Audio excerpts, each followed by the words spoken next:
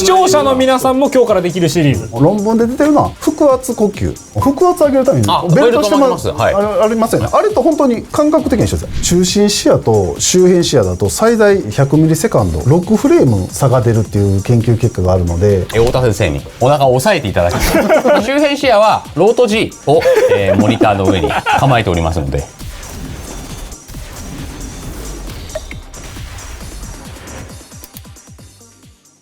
皆さんこんにちは。リレフトロート G の時戸でございます。はい、助手の小作です。今回は第26回格ゲー研究室となっております。格ゲー研究室とはですね、格闘ゲームのプレイ向上のために様々なことを科学的に検証する企画となっております。で、前回ね、ラストで予告させてもらった通り、今回も太田先生に引き続きご出演いただいております。高歯科クリニックの太田と言います。よろしくお願いします。お願いします。で、太田先生にはですね、前回、奥歯ボタンの進化版の制作でマウスピースに関してご協力いただいたわけですが、この太田先生、なんとただの歯科医ではないと。なるほど。はい。はい、なんと姿勢や、体幹に関する、セミナーなどを開催しており、ご自身も空手経験者、がたいがかなりね、そうなんですよね。すごいですからね、という肉体派ドクターでございます。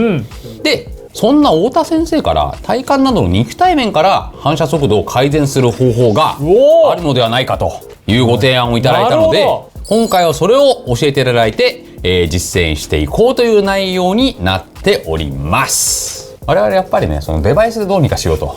確かにそうですよね。ってことは、その皆さんも今日からできるシリーズ、視聴者の皆さんも今日からできるシリーズ。だから今回はだから体幹とかとの姿勢ということで、我々の肉体をうまく使って反射を良くしていこうということですね。EWC の光一さんと時戸さんの試合の翌日にこの話が太田先生からメールで。なるほど。なるほど。やはりあの試合がさまざまなところに波紋をやっぱりあれはちょっともう思うことはいても立ってもいられなくなってもうちょっと早かったなと思って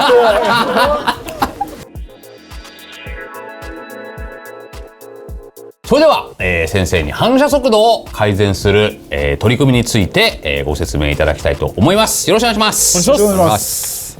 まず一番最初のポイントはもう姿勢。出ましたね、姿勢。姿勢のポイントとしては、体幹部が安定したら手足の反射速度が速くなるっていうことは、もうこれはもう論文のデータとして出てますので、体幹部を安定させようっていうところがまずスタートになります。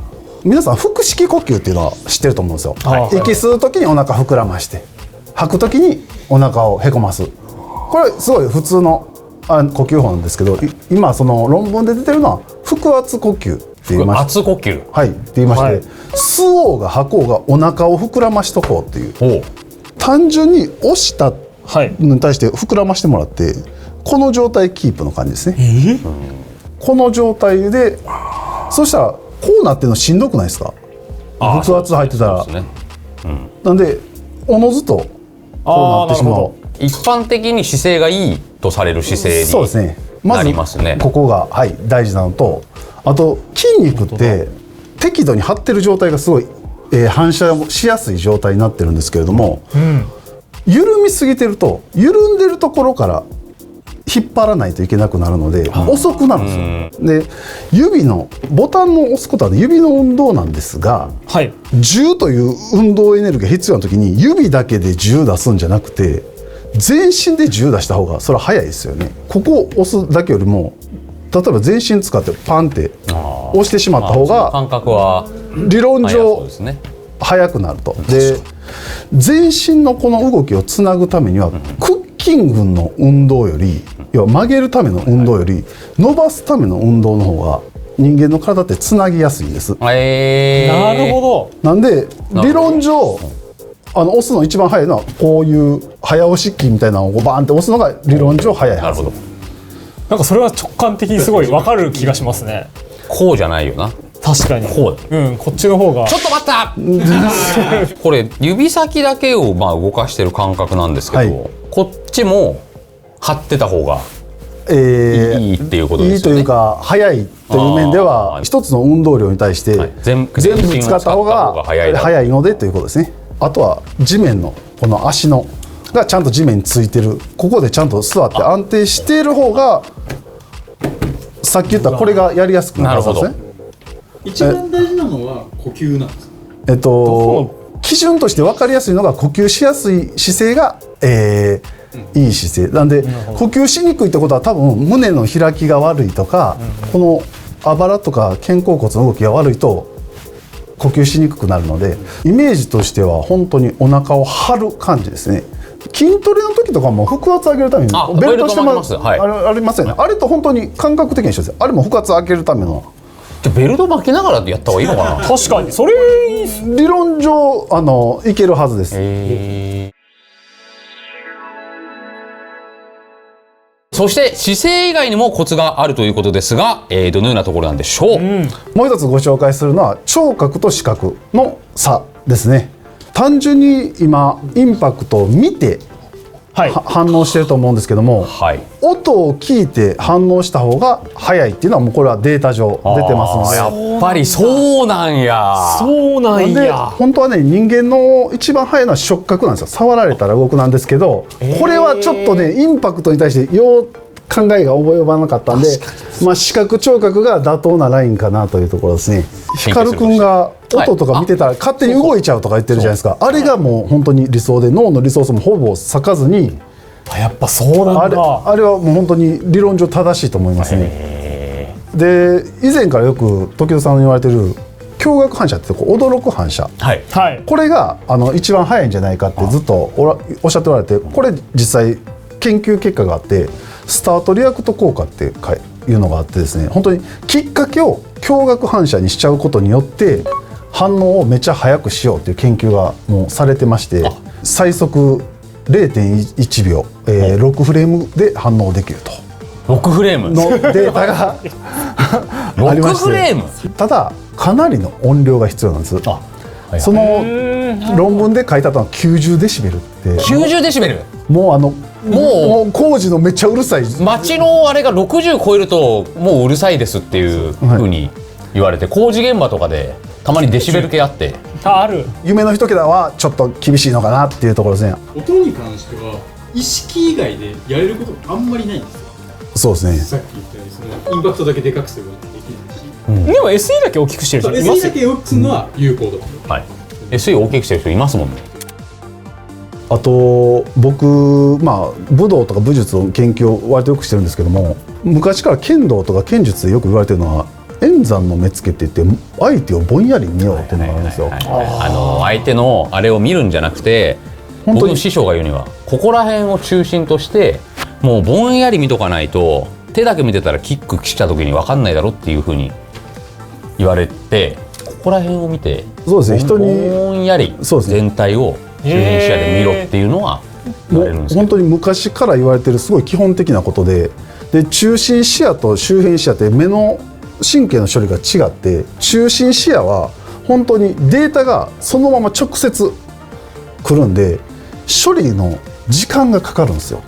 その代わり解像度の高い映像が脳に送られてるんですよ。で、周辺視野はぼんやり見てるんですけど、データが荒くなってる代わりに処理が早いんですよ。なんで、ぼんやり見た方が脳の処理的に早いと。中心視野と周辺視野だと最大100ミリセカンド6フレーム差が出るっていう研究結果があるので、6フレはかなり大きいのかなと。これはさすがに返すでしょう。あくまで最大なんですけど、やっぱり大きい数字かなと思って、そういう意味でも周辺視野で見るっていうのは結構大事なのかなと思いますね。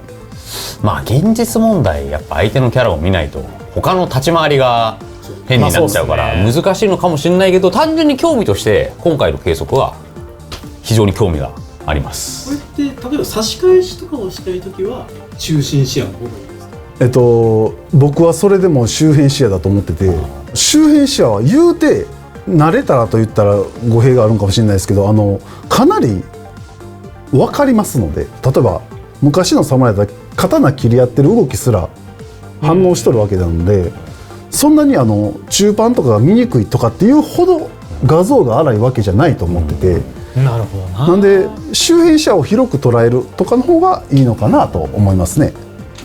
確かに昔の真剣で切り合ってる侍の時代からその技術があったと言われると説得力ありますね。説得力ですね、急にね。周辺視野でもちろん2人はゲームをプレイしたことするのないですよ。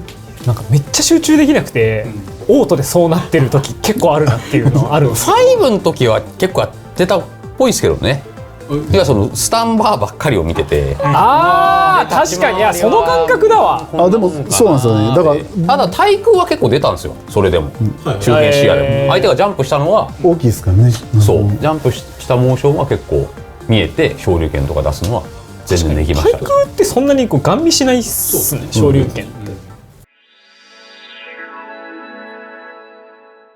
はい、それでは太田先生のレクチャー内容を踏まえてどのぐらい反応速度に変化があるのか実際に検証してみましょう。はい、いつものインパクト外速度の計測を行いますが、今回は2パターンずつ計測します。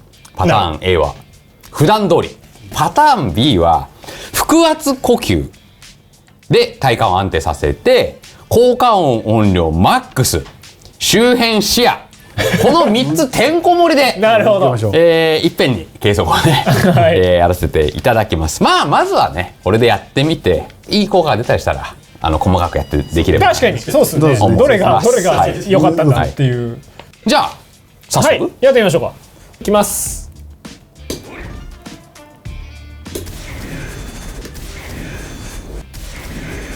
ほよっ。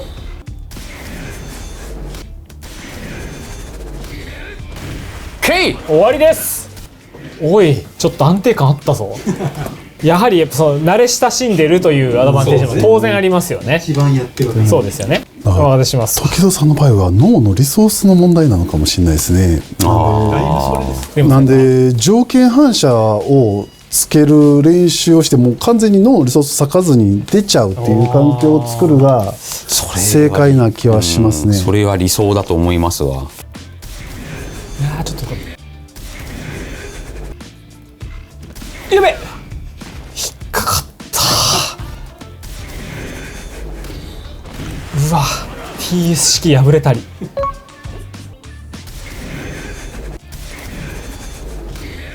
終わりです。いやでもねこれある意味趣旨に合ってて、キャラクターガンミス、マジのガンミ。確かにそうそうそうそう。 202回目も20、早く感じたのにな。18、 18。 20、18。ミスが出たからな、やっぱり。ミスはもう人としてどうなの？やば。ちょっと14で調子に乗った結果18、17、次。ここでねこの大パンで中パンじゃん。中パンじゃん。中盤でもされたらもう無理。中パンで釣られんじゃん。 15、 15です15です。手で15。十分。さっきのミスをミスを帳消しに。帳消しに。正直ちょっとメタ読みしてる。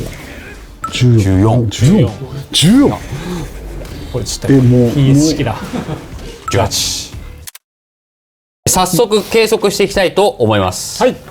でここ腹圧をねしっかり保つために、太田先生にお腹を押さえていただき抜けちゃうと思うんですけど、そして、サウンドエフェクトマックスで他の効果も全くなしで、そして周辺視野は、こちらのロート G を、モニターの上に構えておりますのでこれを見ながら。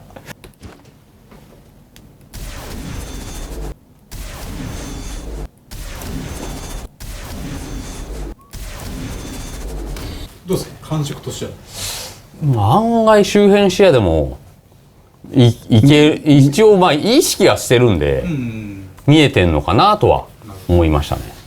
あでも音やっぱでかいな。音がうんいい。でかいっていうのはその音がボリュームが大きいってことですか。いやでもこのぐらいでいいと思います。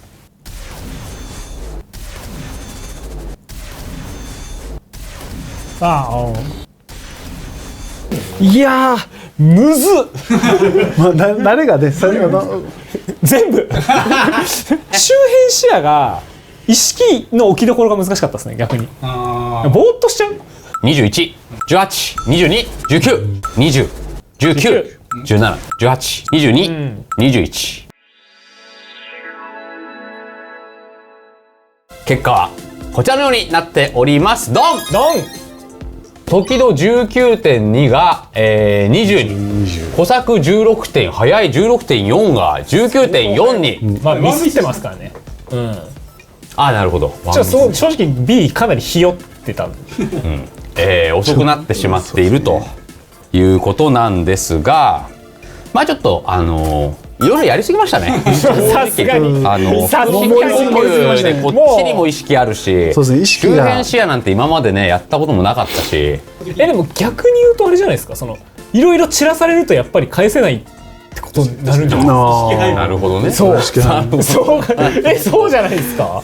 ポジティブだね。いやそうね確かにね。ねでいろいろ意識を相手を乱した上でそうインパクトを打ちましょうと。どれが難しい？腹圧呼吸は途中でできてない時はもうあったと思います。はい何が正解か分かんない。まあそうですよね。そうですよね。難しいですよね。そう。かつこの円山の目付け、これね難しいんですよ。慣れが必要だと思いますし、実際に僕その空手を習ってる時もそれはご指導いただくんですけど、やっぱどうしてもねそっちに目が意識がいっちゃうっていうのはありますね。これはやっぱ訓練が必要なところだと思います。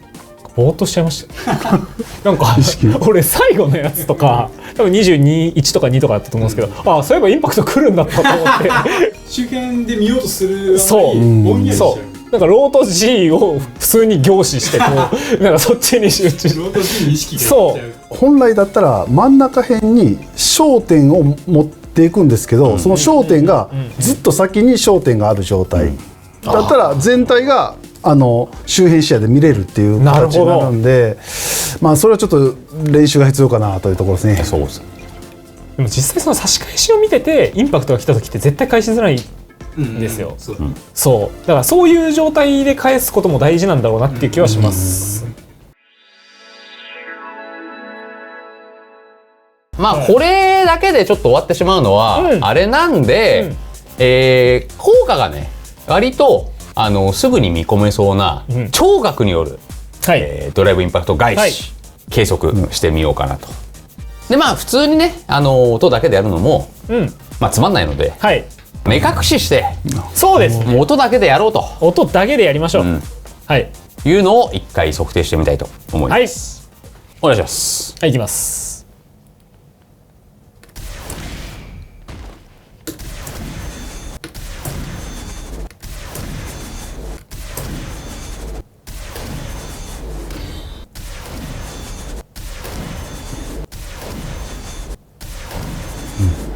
終わりです。はいいやこれむずっそうだね。めちゃくちゃ難しい。当然いろんな要素を使ってるんだなっていうのは分かります。そうだね。そうですね。怖いっすわそのボタンを押す勇気が出ない音だけだと。ね、そうだね。27フレ、21、20フレ、22、20、23、23。ああそんなもんな。俺結構なんか頑張れてるんちゃうかって思ってたんですけどやっぱこんなもんなんですね。学習とね、分かんないよね。分かんないどのぐらいの速さで返せるとか。23、すごい安定感。24、23の結果こちらになっております。ドン。ドン。私は音のみ22、小作は、音のみ 23.2 ということでございます。はい。なかなか厳しいでですな。すね。まあ今回、そう先生にお越しいただいていろいろねご指導いただいたんですが、まあそちら科学的な効果があることという内容だったのですが、まあなかなかどうしてね実験として落とし込むことができていなかったということもありますし、僕らやってる身としては、まあ、結構一個一個が難易度が高かったのかなというの慣れの問題が正直な感想でございます。ようには感じましたね。音に関しては多分1フレ目の音は多分気づきづらい音なんですよね。インパクトが発生した瞬間。まあそっからボリュームがぐそうそうーっと上がっていくっていうのは一個あるかもしれないですね。音は鳴った瞬間に押していいわけではないので、そうですね。そうですね。インパクトの音だって判断しなきゃいけなくて、でその中盤の風を切る音とかも鳴ってるから、それがもしゼロになれるんだったらもっと絶対早いんですけど、音が聞こえたら教えてくださいだったら、そうそなるほどねそれの実験とは多分ちょっと違そうくてっていう。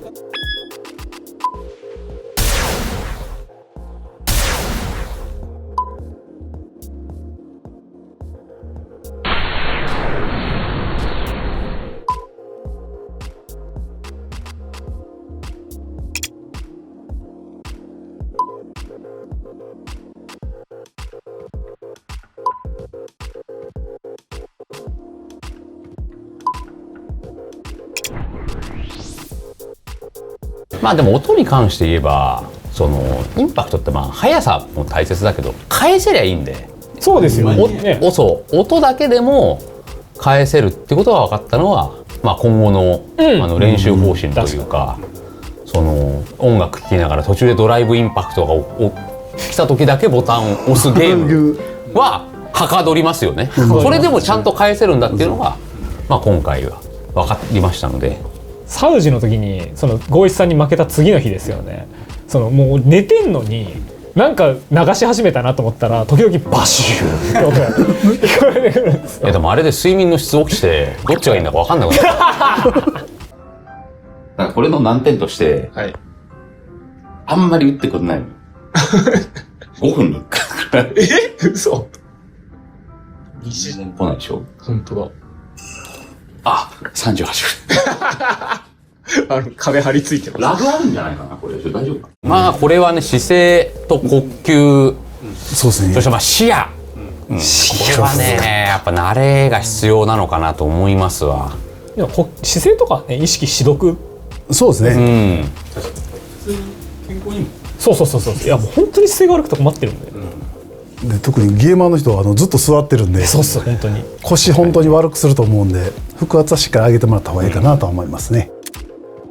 訓練するっていう意味ではなんかその音が良かったりするんですかね。条件付けする上では音がいいということには一応なってますね。なるほど。あと、まあ、条件付けの練習の仕方になるんですけれども、朝例えばゲームをつけたら一番最初インパクト練習をもうするって決めて、自分のなんでしょう生活リズムの中にもう入れちゃう、とより条件付けにしやすいっていうデータがあって、平均およそ60日かかるっていうデータがあるんですけども、条件付けをするのにただこれすごい幅あって最短4日なんですよデータが。すごい間に合っちゃうじゃん。なんでバレル戦間に合っちゃうよ。戦に間に合っちゃいますね。なんで本当にやり得というか、もう最初つけたらもうその練習をするとかいうのはありなのかなと思いますね。でもね、ガチ君とか確かにな、朝起きて最回数練習初にやるっていうふうに言ってありましたね。あの人はやってますよね。毎日練習するっていうのも、その科学的にそうですね、効果されてると。はい、成功した後のご褒美もセットにするといいということが決まってる。それ孫さん言ってた。これは本当にそうです。そうなんですね。論文上一応そうなんで、これが例えばまあなんか甘い飲み物を飲むとかよりももう本当に簡単によしとか言うとか、すぐ完結するのが一応いいとされてるんで、一瞬で終わる。そうですね、もうセットがもうすぐ終わる。インパクト打たれる、返す、成功した、よしここまでとかにすると、運動自体がすごいボタンを押すだけの運動なので、条件付けはしやすい理論上運動になるのかなとは思いますね。以上、格ゲー研究室でした。太田先生ありがとうございました。ありがとうございました。告知、太田先生また前回のね動画もやっていただいたんですが、何かありましたらお願いします。そうですね。で、僕この姿勢のこととかなんでしてるかというと、子供の歯並びを良くしたいっていうのがあって、でどうしても歯医者って歯並び悪くなったら矯正してくださいねって言うじゃないですか。